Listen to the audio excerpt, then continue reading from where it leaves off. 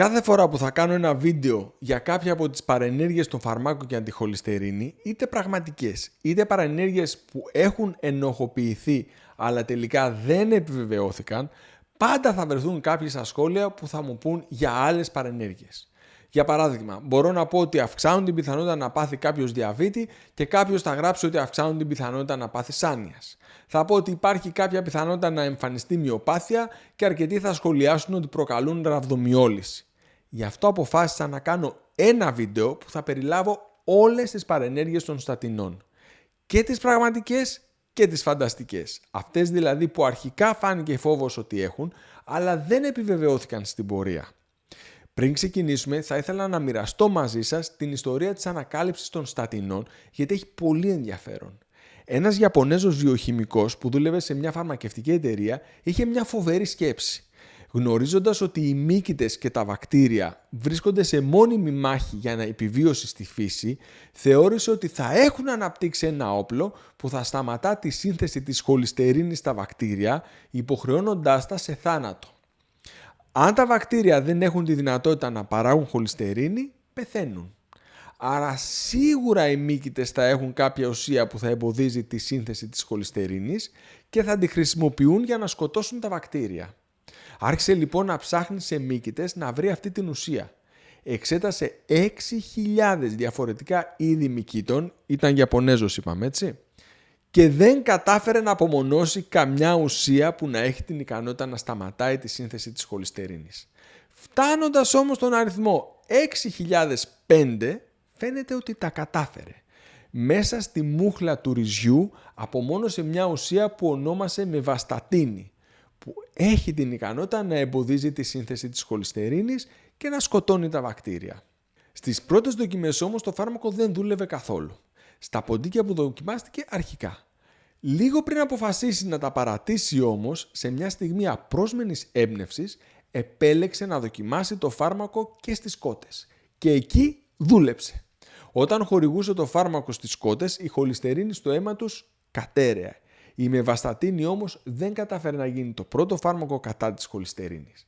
Πιθανόν από παρενέργειες το φάρμακο σταμάτησε πριν δοκιμαστεί σε ανθρώπους. Αν και εκείνη η γραμμή έρευνα σταμάτησε, λίγο αργότερα μια αμερικάνικη φαρμακευτική πήρε τη σκητάλη και απομονώνοντας τη λοβαστατίνη από έναν άλλο μύκητα, το 1987 είχαμε το πρώτο φάρμακο κατά της χολυστερίνης. Για πάνω από 10 χρόνια οι στατίνες έκαναν εξαιρετικές πωλήσεις, αλλά το 2001 εμφανίστηκαν τα πρώτα σύννεφα. Μια πανίσχυρη νέα στατίνη με το όνομα σεριβαστατίνη συνδέθηκε με τουλάχιστον 52 θανάτους ασθενών από ραβδομυόληση. Είναι γνωστό ότι κάποιοι άνθρωποι που παίρνουν στατίνες εμφανίζουν διάχυτους πόνους στους μύες, κάτι που ιατρικά ονομάζουμε μυαλγία, πόνο στους μύες δηλαδή. Αυτοί οι πόνοι δεν απειλούν την υγεία, αλλά μερικές φορές οδηγούν σε διακοπή της ανταγωγής. Υπολογίζεται ότι 1 στα 10 με 1 στα 20 άτομα θα εμφανίσουν μυαλγία και θα χρειαστεί να κόψουν το φάρμακο για να γλιτώσουν από αυτή την παρενέργεια. Στην περίπτωση της σεριβαστατίνης όμως δεν υπήρχε μόνο πόνος στους μύες, αλλά καταστροφή των μυών, απελευθέρωση της μυοσφαιρίνης στο αίμα, η οποία προκαλούσε απόφραξη στα νεφρά και νεφρική ανεπάρκεια και δυστυχώς σε ελάχιστες περιπτώσεις και θάνατο. Η πιθανότητα να πεθάνει κάποιος από ραβδομυόληση λόγω στατινών είναι 1 στις 100.000. Η πιθανότητα αυτή δεν είναι ανύπαρκτη, αλλά είναι πάρα πολύ μικρή. Κάθε φορά που κάνετε 4.000 χιλιόμετρα με το αυτοκίνητο, η πιθανότητα να πεθάνετε σε ένα δυστύχημα είναι αντίστοιχη, δηλαδή 1 στα 100.000.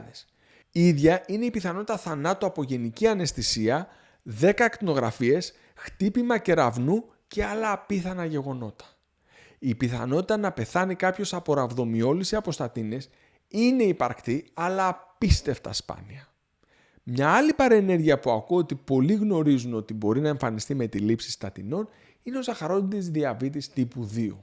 Περίπου 1 στα 250 άτομα που λαμβάνουν στατίνες θα εμφανίσουν διαβήτη λόγω αυτής της θεραπείας, ενώ δεν θα εμφάνιζαν αν δεν την είχαν πάρει. Σίγουρα η πιθανότητα δεν είναι ασήμαντη, αλλά αν κάποιος δεν είναι έτοιμος να κάνει αλλαγές στον τρόπο ζωής του με σωστή διατροφή για να μειώσει τη χολυστερίνη, η επόμενη καλύτερη λύση είναι τα χάπια. Το να λέει τη χολυστερίνη χολυστερινούλα και να σφυρίζει αδιάφορα είναι σίγουρα μια πολύ χειρότερη επιλογή. Άλλη μια πραγματική παρενέργεια των στατινών είναι η βλάβη στο σηκώτη. Αυτός είναι ο λόγος που όσοι παίρνουν στατίνες μετρούν τα επίπεδα των ενζύμων του σηκωτιού στο αίμα συχνά. Δυστυχώς, οι στατίνες βλάπτουν το σηκώτη και είναι απαραίτητο να γίνονται συστηματικά εξετάσεις για να το βρούμε έγκαιρα. Είναι πρόβλημα. Είναι πρόβλημα. Αλλά το να παραμένει η χολυστερίνη αυξημένη είναι πολύ χειρότερο. Σε αυτές τις παρενέργειες πρέπει να προσθέσουμε και κάποιες συχνές αλλά τελείως ασήμαντες, όπως δυσκυλιότητα, αέρια, διάρειες, ναυτία, πονοκεφάλους, ζάλι, δερματικά εξανθήματα και κνισμό που αν και είναι συχνές υποχωρούν με τη διακοπή του φαρμάκου, αν και συχνά υποχωρούν ακόμα και χωρίς τη διακοπή του φαρμάκου. Υπάρχουν όμως και κάποιες παρενέργειες για τις οποίες έχουν χρεωθεί οι στατίνες και οι οποίες δεν επιβεβαιώθηκαν ποτέ. Στην αρχή της δεκαετίας του 90 υπήρχε φόβος ότι η χαμηλή χολυστερίνη ευνοεί την ανάπτυξη του καρκίνου. Αυτές οι ανησυχίες είχαν τη βάση τους στην παρατήρηση ότι αρκετά άτομα που είχαν χαμηλή χολυστερίνη στη συνέχεια εμφάνισαν καρκίνο. Κάποιοι σκέφτηκαν ότι η χαμηλή χολυστερίνη οδηγεί σε καρκίνο, αλλά στην πορεία φάνηκε ότι ο καρκίνος προκαλεί μείωση της όρεξης, η μείωση της όρεξης οδηγεί σε λιγότερο φαγητό και αυτό οδηγεί σε χαμηλότερη χολυστερίνη.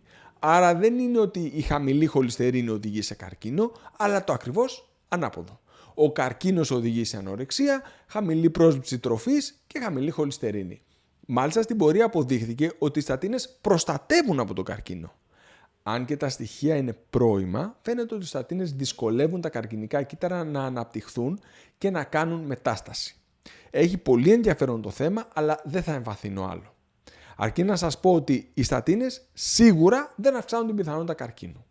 Παρόμοια ιστορία και με την άνοια. Υπήρχαν αρχικά κάποιες ανησυχίες ότι οι στατίνες προκαλούν άνοια. Στην πορεία και πάλι αποδείχθηκε το αντίθετο, μάλλον προστατεύουν. Ειδικά αν τις ξεκινήσει κάποιος έγκαιρα στην ηλικία των 30 με 40 ετών.